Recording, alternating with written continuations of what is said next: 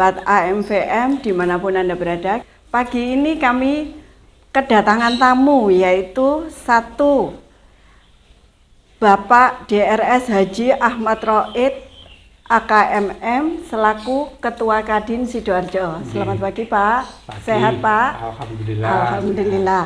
Yang kedua yaitu narasumber kita Bang Mabub Junaidi. Beliau adalah pelaku usaha terutama di bidang tas kulit, tas ukir. Selamat pagi Bang. Selamat pagi Bu Lita. Alhamdulillah sehat. Alhamdulillah.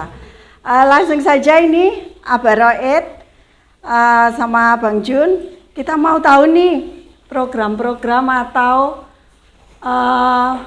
rencana apa yang sudah dibikin sama Kadin Sidoarjo menghadapi era terutama di pandemi ini. Punya solusi kah buat teman-teman UMKM atau pelaku usaha yang ada di Sidoarjo? Nggih Pak, monggo Pak. Terima kasih Bu Lita. Assalamualaikum warahmatullahi wabarakatuh. Waalaikumsalam. Sahabat AMVM Television yang berbahagia, saya selaku Ketua Kadin Kabupaten Sidoarjo yang punya masa kerja 2019 sampai 2024. Dari awal kita punya visi bahwasanya Kadin Sidoarjo ini akan berfokus pada dua hal, yaitu masalah peningkatan sumber daya manusia dan yang kedua pemberdayaan UMKM. Untuk kedua visi ini kita mempunyai program-program. Saya singkat saja, diantaranya kalau untuk pemberdayaan atau peningkatan sumber daya manusia kita punya uji kompetensi dan sertifikasi BNSP untuk beberapa bidang keahlian ya. Ya. Di antaranya entah ada pendampingan UMKM, ada lagi kecantikan, ada informatika, ada elektronika dan lain-lain. Ada 8 poin kalau saya tidak salah.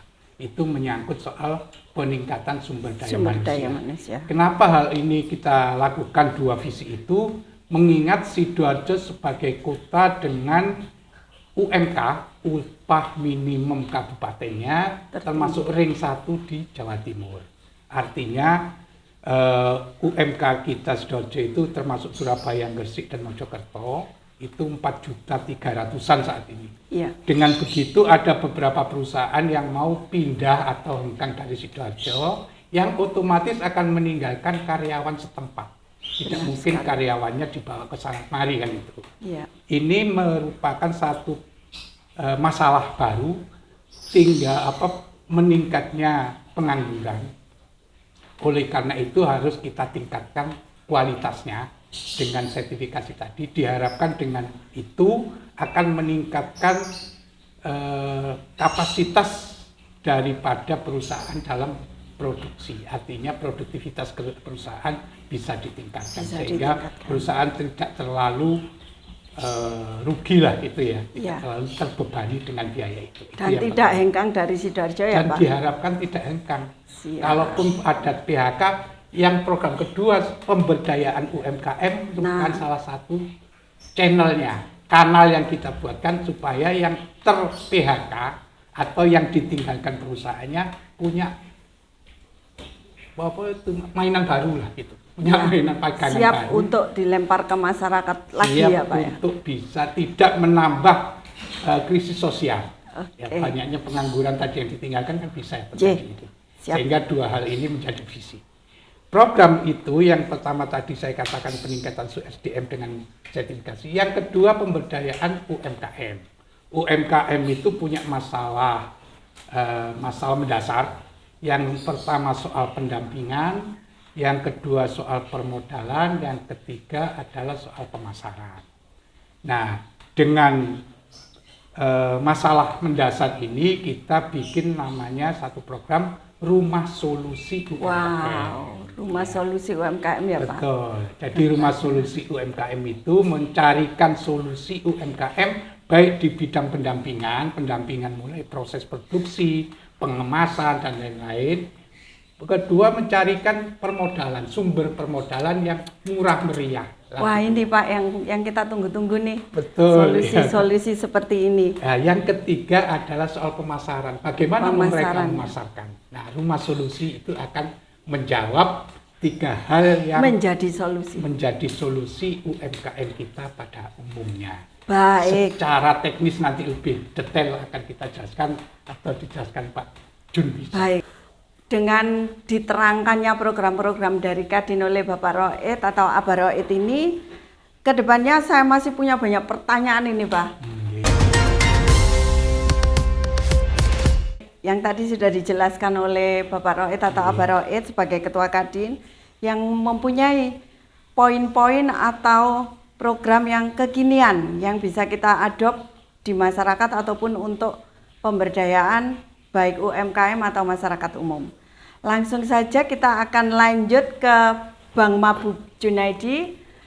Bang, gimana tadi Bang mengenai rumah solusi nih? Kayaknya bagus banget nih untuk era di pandemi sekarang, Bang. Ya, seperti yang disampaikan Pak Roy tadi ya, sahabat AMVM yang sangat berbahagia ya. Saya menambahkan apa yang disampaikan oleh Pak Ketua Kadin. Kebetulan saya di Kadin sebagai Wakil Ketua Bidang Ekonomi Kreatif. Yang memang sudah sepantasnya seharusnya membidangi tentang UMKM. Saya sampaikan kenapa harus ada rumah solusi. Itu semua pasti ada latar belakangnya. Awalnya banyaknya para UMKM di Sidoarjo, yang mana UMK Sidoarjo ini kita dikenal sebagai kota UMKM. Benar, Pak. Tetapi tidak berarti tidak punya masalah. Ya. Ketika banyak UMKM bercerita, ketemu, mengeluh, banyak masalah, sehingga kita di Kadin merumuskan sebuah ide yang brilian, yaitu membuat sebuah rumah solusi. Yang mana rumah solusi ini sebagai bentuk pengejawantahan, bentuk implementasi menyelesaikan persoalan-persoalan yang muncul di antara para UMKM. Sehebat apapun UMKM itu pasti punya masalah. Pasti. Ya. Nah, masalah-masalah itu coba dijawab. Dan tidak hanya dijawab oleh Kadin, coba diselesaikan, dicarikan solusi. Solusinya apa saja? Ya tergantung persoalan daripada teman-teman UMKM yang ada. Misalkan UMKM yang tidak bisa mengakses perizinan, kita kerjasama dengan Dinas Perizinan. Kita bantu, ada tangga kita di Kadin yang mengakseskan UMKM itu, membantu bagaimana dia bisa mempunyai perizinan.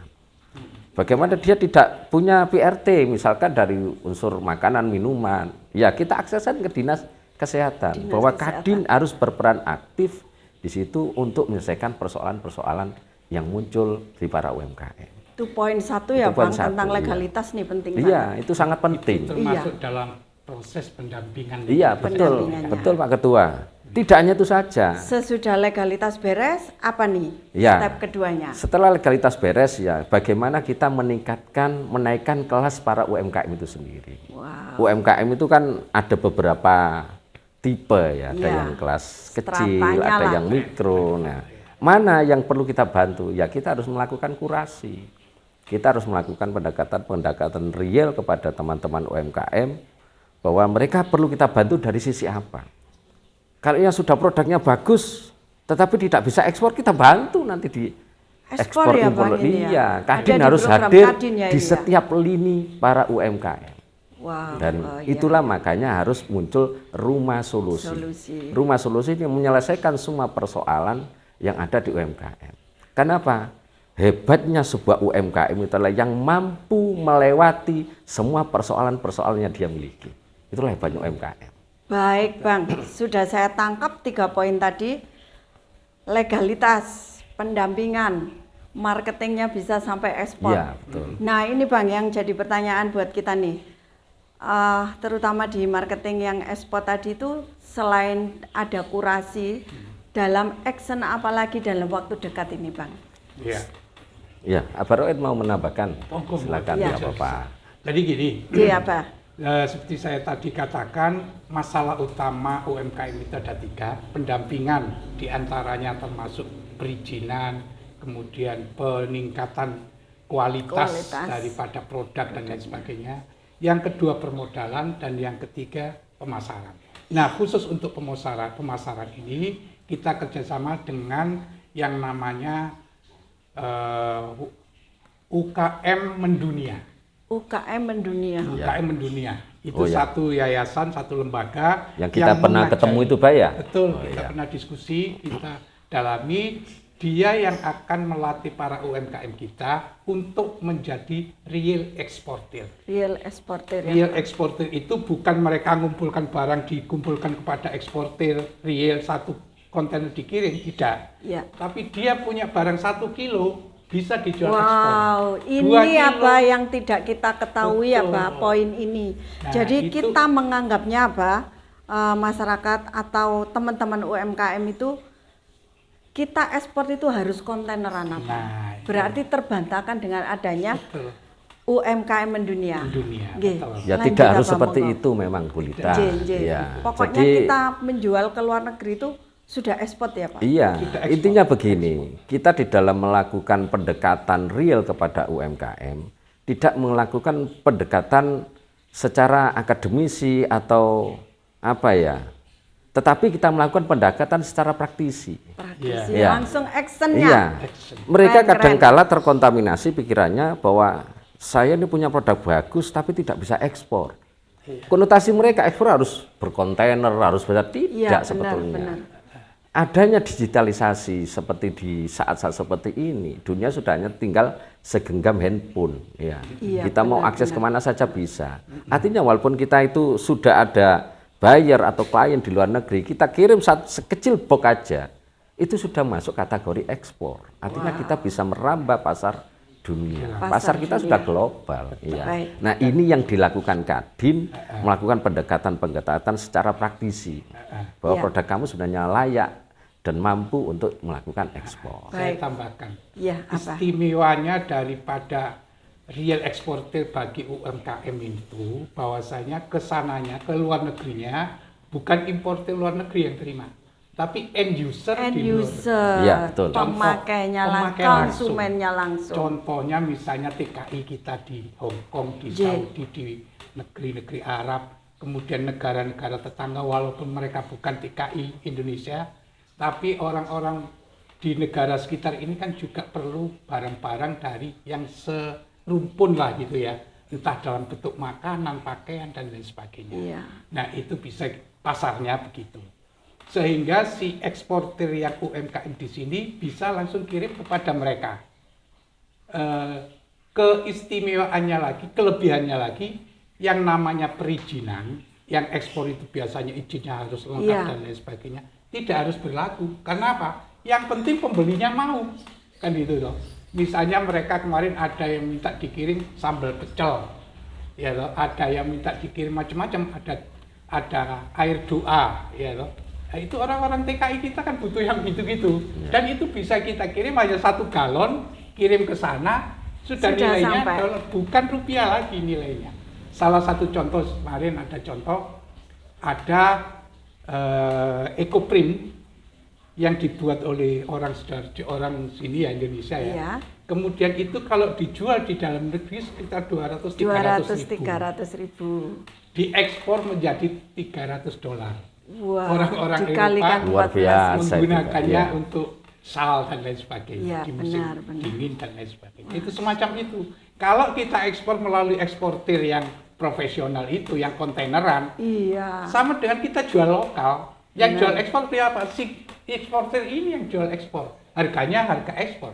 Yang dapat untung siapa? Ya ini, bukan kita, bukan UMKM produsennya. Iya, Padahal- bayarnya yang dapat untung banyak. Buyer di lokal sini itu yang tetap Iya. untung karena dia ekspornya pakai Benar. harga ekspor. Ekspor. Kalau end user langsung ke pelaku usahanya itu yang keren banget. itu keren. Nilai Nah, nominalnya enggak berubah ya, Pak. Siap. Itu tadi salah satu contoh 200.000 menjadi $200. Ya, ada lagi contoh tataan yang diukir itu ya, tataan di dapur-dapur itu karena Iya. ukiran di sini dijual harga $70.000, diekspor menjadi $70. Ini kan Wow. sudah berkali lipat karena dia langsung ekspor. Kalau dititipkan ekspor dari yang profesional, harganya ya harga lokal. Iya. Kan gitu loh. Baik, apa berarti ini Kadin ini membuat link sendiri apa ya? Betul. Beda dengan dinas-dinas atau program-program lain Betul. yang disasar oleh pemerintah. Kita lanjut lagi perbincangan yang sangat menarik dengan dua narasumber kita dari Kadin, Bapak Ketua Kadin Bapak Ahmad Roid sama Bang Jun sebagai pelaku usaha. Bang, ini nih untuk yang tadi marketing kan ekspor nih sudah tereksplorasi dengan sangat luas nih menurut saya. Nah, untuk yang pasar lokal ini Bang, kiat-kiat atau solusi apa yang bisa dikasih oleh Rumah Solusi dari program Kadin ini Bang? Ya, kiat-kiat khusus yang harus kita berikan kepada teman-teman UMKM ya, yang dikurasi oleh Kadin. Kita harus mengklasifikasikan produk-produk para UMKM itu sendiri. Iya. Karena produk UMKM di Sidoarjo ini luar biasa banyak. Dan item keren-keren ya, keren banget. Wah, luar biasa. Jos pokoknya produk UMKM Sidoarjo. Nah, josnya produk UMKM ini harus dipoles lagi. Jangan sampai itu hanya sekedar bagus, tetapi orang lain tidak melihat. Menyentuhnya di apa itu Bang? Polesannya? Polesannya baik, menyentuhnya kalau produk sudah oke ya. Kita poles dari mulai kemasannya, ya bagaimana dia ketika mau memasarkan produk ini, misalkan kita arahkan ke digital marketing ya, cara membuat copywritingnya kayak gimana target marketnya kayak gimana, itu harus kita arahkan. Benar nah, sekali. Kadin berperan lagi di situ. Dan itu tugasnya Kadin untuk mengklasifikasikan produk itu layakkah untuk ekspor atau untuk pasar lokal. Iya, betul. Kelas premium kah gitu ya Bang ya? Iya. Atau yang high class lah. Iya, tadi saya sampaikan itu. Jadi kita kelompokkan mana yang tipe kecil ya. Kita carikan market yang di sekitar kita. Lokalan kita carikan. Benar. Jadi yang menengah ketika produk mereka sudah cukup layak dan bagus ya, kita hire lagi ke luar pulau, ke daerah-daerah kota-kota provinsi yang lain, kita promosikan, kita bantu. Nah, Kadin ini lengkap karena Kadin itu kumpulan para pengusaha yang sudah pasti linknya ini luas seluruh Indonesia. Mendunia juga ya Bang ya. Linknya luas. Ya, tinggal kita juga. Bagaimana bisa mengemas itu menjadi sebuah potensi yang luar biasa. Kerjasamanya nih Bang sama brand-brand lokal itu kemana aja? Ke retail-retailnya kah? Ke toko-toko? Ke online-nya kah? Iya. Mungkin bisa saya. Baik. Oh ya, monggo Abah. Baik Abah. Jadi rumah kurasi yang disampaikan tadi, yang dijelaskan oleh Pak Jun itu satu lembaga yang dibuat oleh Kadin Jawa Timur. Ini bukan Kadin Sidoarjo ya. Ya. Kalau Kadin Sidoarjo punya rumah solusi, ya toh. Kemudian Kadin Jawa Timur punya rumah kurasi yang bisa kita pakai juga untuk membantu menyeleksi produk daripada UMKM Sidoarjo. Manakala kita mau memasarkan lokal maupun ekspor dalam artian corporate ekspor. Jadi kita pisahkan antara ekspor tadi yang saya jelaskan yang personal eksportir. Personal eksportir. Kalau rumah kurasi ini arahnya ke corporate eksportir. Ya, artinya setelah barang atau produk itu dikurasi oleh Kadin Jawa Timur, yang bisa dikirim ekspor akan diekspor melalui corporate eksportir. Melalui corporate-nya. Ini sudah kontaineran. Benar. Kalau yang belum mampu kira-kira diekspor akan dicarikan pasar dalam negeri. Dalam artian misalnya dititipkan di retail. Retail yang ada dititipkan di sana, ya loh, supaya secara lokal bisa dipasarkan juga. Artinya itu langkah yang bisa kita kerjasamakan dengan Kadin Jawa Timur untuk meningkatkan pemasaran kita. Pemasaran marketingnya. Nah, itu saya marketingnya. Siap. Jadi itu sedikit penjelasan soal rumah kurasi. Nah, soal kembali ke rumah solusi, mungkin monggo ditanyakan lagi sama Pak Jun. Iya Bang. Untuk di khusus Sidoarjo kan memang ini gebrakannya Kadin Sidoarjo yang rumah solusi, selain di marketing yang menuju ke ekspor ataupun dilingkan ke Kadin Jatim, apalagi nih Bang actionnya untuk di marketing khusus nih kita explore yang sampai sedetil-detilnya nih Bang, biar masyarakat sama teman-teman UMKM ini puas. Ya, kita memang harus benar-benar joinnya dengan siapa ini Bang yang sudah bisa mensupport dari program Kadin untuk di marketing ya, nanti berikutnya saya mau tanya yang lebih serius lagi. Nah, untuk poin yang ketiga nih apa dari program Rumah Solusi tadi, yang pertama kan ada legalitas, marketing. Nah, untuk semuanya bisa tercakup atau terfasilitasi ini butuh permodalan apa? Apa saja Kak program Kadin yang bisa ditawarkan ke UMKM atau masyarakat luas? Monggo apa? Terima kasih Bu Rita. Jadi gini, soal pendampingan termasuk perizinan sudah, pemasaran sudah, tinggal gak duwe modal kan gak jalan juga semuanya. Supaya memasarkannya lancar. Betul, harus butuh permodalan untuk mengembangkan usaha kita. Untuk itu Kadin sudah bekerja sama dengan pihak-pihak lain yang mempunyai sumber permodalan. Itu minimal ada, ya bukan minimal ya, kita yang sudah punya kerjasama itu yang pertama dengan ACT, ACT. Itu ada wakaf modal di sana. Dan ini sudah jalan juga kita nanti lebih detailnya persoalan bagaimana jalannya operasional yang sudah dilakukan nanti Pak Jun mungkin bisa memperjelas. Baik. Yang kedua, untuk yang kelas di atasnya, ini kita kerjasama sama, saya sebut nama enggak apa-apa ya? Boleh ya? Boleh ya. apa? Jadi, biar langsung ditangkap sama sahabat AMV. Jadi BPR Deta Arta. BPR Deta Alta. Itu menyediakan satu dana untuk meningkatkan permodalan dengan bunga yang relatif ringan. Saya katakan relatif karena ini dibantu oleh APBD kita Sidoarjo untuk membantu separuh daripada bunga yang harus ditanggung oleh peminjam. Sehingga bunganya tinggal kalau tidak salah 3% setahun. Ini luar biasa kecil, luar biasa ringan. Ketemu 0,5 ya Pak kalau per bulan. Iya. 0,25. 0,25 per bulan. Ya, ini kan sangat ringan sekali dibanding perbankan pada umumnya. Ini salah satu sumber permodalan yang bisa kita manfaatkan, yang bisa dimanfaatkan oleh UMKM kita. Baik. Selain itu ada lagi juga CSR misalnya dari Pelindo, dari Pegadaian dan lain sebagainya, itu juga ada banyak sumber-sumber permodalan yang bisa kita jadikan untuk sumber pendanaan UMKM kita. Dan insya Allah kita sudah punya kerjasama dengan mereka, tinggal mana UMKM yang mau butuh itu bisa hubungi Kadin. Nanti Kadin akan menyampaikan atau... Baru mau saya tanyakan gimana caranya. Baik apa? Iya.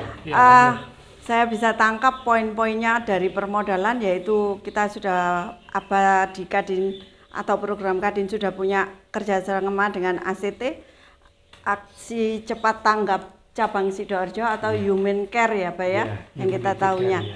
Nah, lanjut nih ke Abang Jun seperti dikatakan Abarawai tadi, yaitu program yang buat mikronya ini Bang ya. Sudah jalan. Betul, Sudah jalankah dengan ACT atau sudah putus atau sampai kapan nih programnya? Alhamdulillah kita tetap bekerja sama dan sudah berjalan dengan ACT. ACT itu adalah lembaga kemanusiaan ya.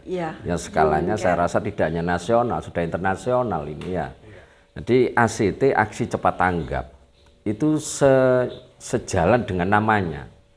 Ketika di situasi pandemi seperti ini banyak ekonomi masyarakat gulung kuming ya istilahnya ya, jatuh bangun, ACT tampil. Nah, tampilnya ACT ini bekerja sama luar biasanya, bekerja sama dengan Kadin. Mengerti bahwa Kadin mempunyai barisan-barisan UMKM yang mulai dari mikro, kecil, menengah sampai yang atas ya. Khusus yang kecil banget ini ya. ACT memberikan ruang bantuan modal. Namanya program yang dikerjasamakan Kadin WM UMI.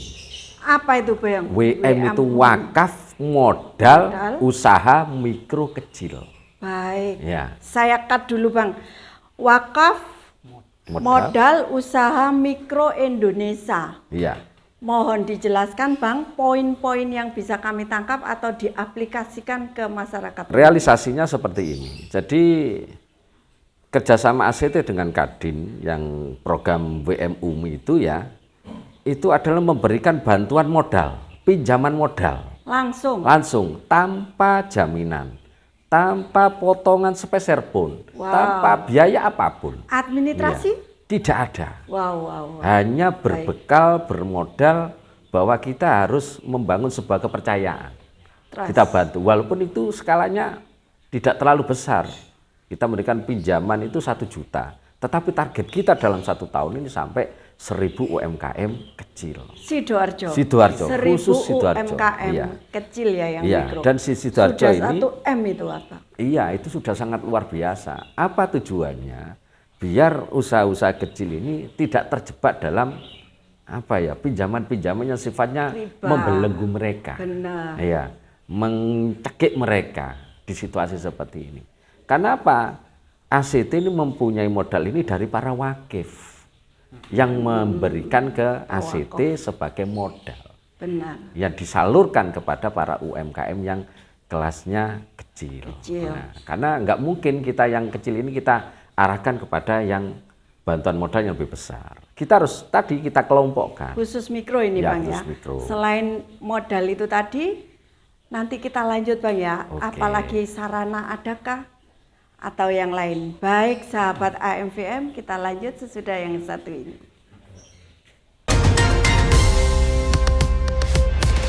Kerjasama Kadin dengan ACT yaitu Iya. program BM Umi. Iya, betul. Tadi sudah dijelaskan tentang duit-duitnya yang bisa dicairkan Pak. Selain dana berupa permodalan cash atau uang, apalagi nih Bang? Oh, masih banyak itu Bu Lita. Iya. Salah satu di antara selain ACT sama Kadin ini bekerjasama memberikan bantuan modal, ya kita juga memberikan bantuan-bantuan yang lain. Contoh di antaranya ketika para PM penerima modal Penerima modal ya, tadi PM ya, ya. kita lihat dagangannya sangat sederhana, tempatnya sederhana, butuh gerobak, kita beri gerobak. Gerobak. Gratis kita berikan dari ACT bersama Kadin. Asalkan memang sesuai dengan kebutuhan mereka. Butuh gerobak, kita berikan gerobak. Tidak itu saja, ketika kondisi ekonomi mereka benar-benar agak kacau juga ya, butuh sembako, kita berikan bantuan sembako. Berarti Gratis berkesinambungan semuanya. ini Berkesinambungan. ya. Tidak berupa permodalan aja Iya, tapi betul. disupport dengan Nanti itu. kita di dalam membantu itu tidak seperti pada umumnya, tetapi kita melalui pendekatan-pendekatan persuasif, apa yang jadi problematika dia sebagai pelaku usaha di situasi pandemi seperti ini. Ketika butuh modal, ya kita beri modal. Saat sudah kita beri modal, mereka masih agak kesusahan, oh ternyata masih butuh sembako, kita beri sembako. Yang semuanya kita berikan Sembako, dengan berupa sembako. berupa sembako, ada beras, ada minyak, ada gula, Wow. dan lain-lain. Alhamdulillah. Itu karena memang Kadin sama ACT bekerjasama yang memang benar-benar kita peruntukkan pada para pelaku usaha yang kecil. Siap. Saya tambahkan soal Nggih. kriteria ya. Nah, supaya- ini yang mau saya tanyakan apa? Kriteria apa untuk bisa menjadi PM dari programnya WUMI kerjasama Kadin dengan ACT apa? Oke. Jadi Monggo. ini saya supaya Pak Jun gak keselen ngomong, saya tambahkan ya. Siap. Jadi kriterianya itu sebenarnya ada 3 kriteria pokok 3 ya Pak? bagi calon penerima Manfaat. manfaat. PM itu penerima manfaat ya. Yang pertama bahwasanya mereka adalah tulang punggung keluarga. Tulang punggung. Tulang punggung keluarga. Jadi istilahnya bukan penerimaan sampingan, bukan usaha sampingan, tapi memang Usaha pokok. daripada para penerima manfaat. Yang kedua bahwasanya dia memang sudah melakukan usahanya ini paling tidak 6 bulan sebelumnya sudah pernah buka, kemudian terkena masalah pandemi dan seterusnya dan masalah ekonomi khususnya ya. Minim 6 bulan apa ya yang Minim sudah 6 usaha? bulan sudah buka usaha. Benar. Dan yang ketiga adalah mereka terpengaruh dengan masalah pandemi, dampak dari Yang pandemi. terdampak. Sehingga kayak kemarin ada calon PM, dia pengusaha online. Online itu dari dulu ya tidak pernah berhubungan secara langsung dengan orang kecuali dengan laptop dan lain sebagainya. Ya, dengan web, dengan toko online. Ya. Itu sebenarnya dengan pandemi tidak terpengaruh. Karena dia tetap punya pasar, bisa jualan ya toh. Oh, Nah, itu biasanya paham. yang begini kita belum bisa mengatakan dia terdampak. Tapi kalau yang PKL di pinggir-pinggir jalan jual bakso dan lain sebagainya, otomatis terdampak. Kemarin ada salah satu cerita ini ya. Ada malam-malam ada tek di depan rumah. Saya stop orang jual tahu tek. Pas PPKM jam 8 harus sudah tutup semua, lampu-lampu jalan dimatikan. Dimatikan. Pak, sampean jualan mulai jam berapa keluar dari rumah? Jam 5 sore. Sekarang sudah jam 7, sebentar 2 jam, sebentar lagi jam 8 sampean harus pulang. Iya Pak, kalau enggak kan saya ketahuan didenda. Jadi hanya dalam waktu 3 jam, ini sampean bisa laku berapa? Ya, Berapa porsi yang bisa berapa dijual? porsi yang bisa dijual? Oh, masalahnya mereka untuk jualan siang tahu dek itu gak payu. Benar. Pasarnya tahu dek itu malam. Malam. Tapi begitu dia jalan malam jam 3 jam dia sudah harus pulang. Ya bisa wonten-wonten nih Pak jawabannya gitu. Saya waktu tersenyum dengan jawaban itu ya. Terus sampai borong, Pak. J. Berarti Artinya- itu yang didahulukan Nah, itu. atau diprioritaskan apa ya? Betul, itulah yang Saya kita tangkap jadi jawaban dari Abah, saya pegang nih. Berarti yang untuk online tidak ada ruang untuk program BMU ini. Benar BMU. begitu Abah? Betul, kalau yang untuk di atasnya programnya mungkin bisa. Tapi kalau yang WMUMI kayaknya bukan itu pasarnya gitu ya. Benar. Lanjut ke Bang Jun, timingnya berapa nih kita harus mengembalikan untuk permodalan yang dikasih pinjam dari ACT? Oh iya, jadi tadi kan disampaikan ini sebuah pinjaman yang sudah pasti harus ada proses pengembalian. ACT bersama Kadin kerjasama sudah ada komitmen yang kuat, yang bagus bahwa kita memberikan ruang yang yang longgar kepada Yang para longgar. UMKM itu. Jadi timingnya kalau kita misalkan tadi bantuan modal itu 1 juta, yaitu bisa dikembalikan ngansur selama 5 bulan sampai 10 bulan. Bahkan bisa 1 tahun enggak apa-apa. Loh, Ya kita lihat kenapa 5 sampai- para PM yang mendapatkan dana modal itu kan ada pendamping yang selalu mendampingi mereka, melihat pergerakan mereka setiap hari kayak apa usahanya, sambil memberikan motivasi, sambil memberikan bimbingan membangun usaha yang lebih bagus lagi ya. Dengan harapan ketika para PM ini bisa mengembalikan dalam tempo 5 bulan, mereka bisa mengajukan lagi pinjaman. Top untuk- up iya, top istilahnya up ya, lah Pak. istilahnya seperti Masya itu. Allah, Jadi keren, tidak keren. hanya kartu tol saja top up, berarti pinjaman ini enggak bisa satu top up. event aja nih, bisa Tidak hanya satu event berkelanjutan aja, ya. karena ini berkelanjutan sampai nanti di 2024 karena program kerjasama kita sama ACT sampai 2024 Iya, apa ya? 2024 Sementara bisa Sementara diperpanjang itu, nanti. iya. masih ada waktu 3 tahun lagi kurang lebih ya. Apa? Iya. Untuk sasarannya tadi dari program WMUMI dengan ACT ini sampai 1000 UMKM. PM Iya. Usaha mikro ya. usaha 1000 mikro. usaha mikro kita harapkan bisa terpenuhi target tersebut dalam tahun ini kalau bisa ya. Kalaupun tidak bisa ya mudah-mudahan bisa. Sudah berjalan berapa bulan nih Bah programnya ini? ini? Hanya Mei, Juni, Juli, 3-4 bulan lah. 4 bulan. Sudah berapakah yang bisa dicairkan oleh ACT? Hampir 300 itu Hampir kemarin. 300. Bu Lita. Iya. Data yang sudah masuk sudah banyak ini katanya. Sudah banyak, waiting list-nya juga sudah ada. Masya Allah. Iya. Tetap kita memonitor itu Baik. sehingga benar-benar bisa terrealisasi program yang Terus saya dikerjasama. lanjutkan sedikit. Ye. Kenapa ini harus dikembalikan? Walaupun tanpa biaya, tanpa potongan Tanpa apapun, administrasi sama dan admin apapun lain namanya. sebagainya, supaya ini terus berputar. Iya, bisa digulirkan ke UKM Bisa yang lain. digulirkan. Ah, kepada itu UMKM dia yang namanya lain. wakaf itu harus memberi Betul, kemanfaatan kemanfaatan dengan pada- berkelanjutan. Betul. Makanya saya sudah sampaikan juga pada para penerima manfaat, Iya. kalau jenengan misalnya terhambat untuk akan menggunakan Mengembalikan.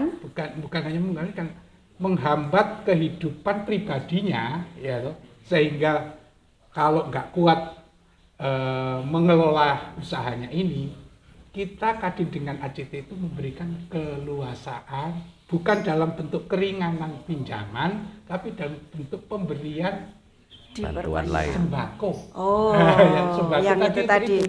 disupport Pak, dengan saya ini nggak sembako. bisa bayar, kenapa? Pakai untuk makan loh. Ojo, itu tetap kembalikan, makan tak subsidi. Nah gitu loh ya. Itu Baik, ya, Abah. luar biasa itu, Baik, Pak. Luar baik biasa Bang. gitu. Abah Roed, kita break dulu, lanjut sesudah. Sesudah kita ketemu di event ini dengan perbincangan sangat menarik dengan Abah Roid berserta Bang Jun. Saya bisa atau kami bisa menyimpulkan nih Abah sama Abang, satu yaitu program-program yang bisa diflorkan atau digelontorkan ke masyarakat dari program Kadin, yaitu satu, rumah solusi dengan macamnya pendampingan, legalitas, marketing, ekspor, import ataupun marketing lokal dan permodalannya yang sangat lengkap. Kedua yaitu mengenai program dengan ACT, tiga dengan sertifikasinya atau program-program lainnya yang mendukung tentang UMKM. Yang menjadi poin-poinnya tadi adalah sertifikasinya dengan uji kompetensi, pemberdayaan UMKM dengan rumah solusinya, ataupun dengan marketing, permodalan, dan yang melengkapinya. Abah, kami menginginkan closing statement atau tambahan yang bisa untuk meningkatkan UMKM dalam pemberdayaan atau untuk bertahan di era pandemi sampai yang kemungkinan 2-4 tahun ke depan, Pak. Iya. Monggo. Ini saya dulu ya. Terima kasih. Jadi gini, ingin saya sampaikan di closing statement ini bahwasanya yang pertama, Kadin Sidoarjo ini punya anggota sekitar 1.100 lebih. Itu yang terdaftar yang punya kartu anggota ya. Itu mulai dari PMA, kemudian PMDN, kemudian menengah, kecil, sampai ke mikro. Mikro memang masih belum kita daftar dari sisi keanggotaan resmi. Mereka sebagai binaan saja dulu. Sebagai binaan dulu. Sebagai binaan saja dulu. Ini program-program Kadin ini bisa dimanfaatkan baik yang atas maupun yang kecil. Yang atas tadi saya sampaikan peningkatan kualitas SDM dengan sertifikasi, kemudian yang kecil dengan rumah solusi tadi itu. Jadi ada 2 poin besar daripada apa yang dilakukan oleh Kadin. Tinggal kita berharap UMKM Sidoarjo khususnya manfaatkan kesempatan ini. Jangan sampai Bapak Ibu memperoleh masalah dan tidak tahu bagaimana cara menyelesaikannya. Karena tadi disinggung juga oleh Pak Jun, semua usaha yang besar, yang menengah, kecil, semuanya punya masalah. Nah, sepanjang kita buka kesempatan rumah solusi ini, kita harapkan silakan dimanfaatkan dengan sebaik-baiknya. Mudah-mudahan semuanya akan memperoleh manfaat sehingga ekonomi Sidoarjo, perputaran perekonomian di Sidoarjo tetap jalan walaupun kondisi di luar itu tetap akan mempengaruhi sedikit banyak. Iya. Kita abaikan pengaruh yang jelek, kita tetap optimis dengan pengaruh yang baik. Seburuk-buruk pun kondisi, pasti ada baiknya. Nah, itu yang kita ambil. Life must so go on. Life must so go on. Ya. Kalau kemarin ada yang tanya guyonan ini, ya apa iki urip iki diterus apa enggak jadi? Ya, benar sekali. Life must go on. Harus must berlanjut. go on. Baik, terima kasih Abah. Bang Jun bisa ditambahkan closing statement-nya. Terima kasih Bu Lita, sahabat AMVM. Ya, saya ada 2 poin dalam closing statement ini. Yang pertama, saya berpesan pada para UMKM yang ada di Sidoarjo, ya, terus semangat. Di situasi pandemi seperti sekarang ini, modal kita harus terus semangat. Yakinlah, inna ma'al usri yusra. Di balik kesulitan akan muncul kemudahan-kemudahan. Yakin itu, karena sebuah kesuksesan tidaklah semudah kita membalikkan telapak tangan. Benar. Saya yakin akan ada parutan-parutan kehidupan yang akan dilewati. Kalau kita sudah mampu melewati itu semua, insya Allah kesuksesan itu akan bisa terwujud di depan kita. Yang kedua, closing statement saya, teruslah bersemangat dalam arti membangun kekuatan baru di dalam UMKM.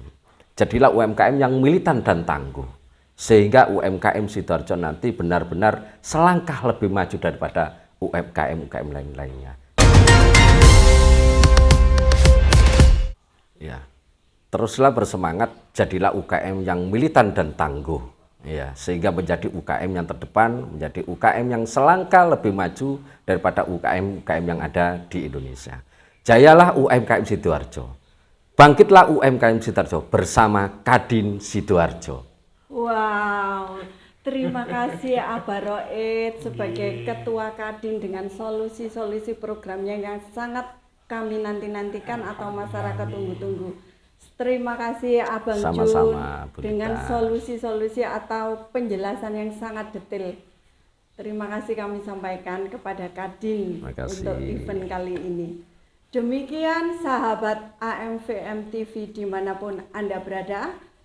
Event kali ini saya tutup dengan bacaan Alhamdulillahirrahmanirrahim.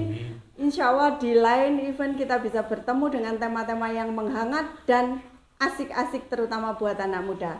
Saya Lita Eka Yufida sebagai host di acara ini mengucapkan banyak terima kasih.